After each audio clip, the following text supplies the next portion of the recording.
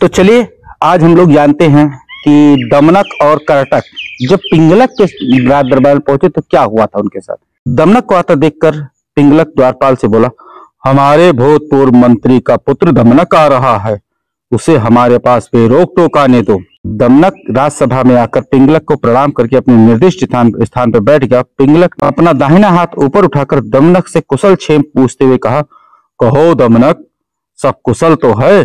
बहुत दिनों बाद आए, क्या कोई विशेष प्रयोजन है?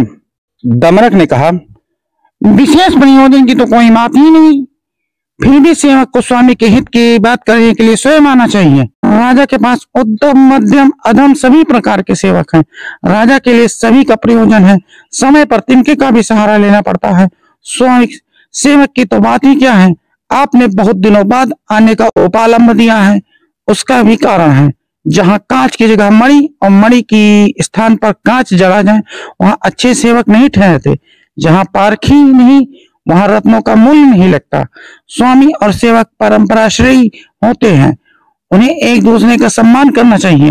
राजा तो संतुष्ट होकर केवल सम्मान देते हैं, किंतु सेवक संतुष्ट होकर राजा के लिए प्राणों की बलि दे देता है। पिंगलक दमनक की बातों से प्रसन्न होकर बोला, तू तो हमारे भूतपूर्व मंत्री का पुत्र है, इसीलिए तुझे जो कहना है निश्चिंत होकर कह दे। दमनक ने कहा, मैं स्वामी से कुछ एकांत में कहना चाहता हूँ। 4 कानों में ही भेद की बात सुरक्षित रह सकती है, 6 कानों में भेद गुप्त नहीं रह सकता है।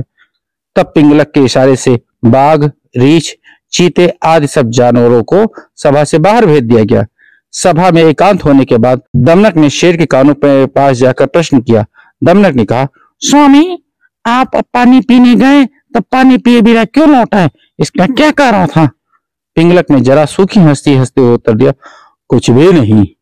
दमनक ने कहा, देव, यदि वह बात कहने योग्य नहीं है तो मत कहिए। सभी बातें कहने योग्य नहीं होती।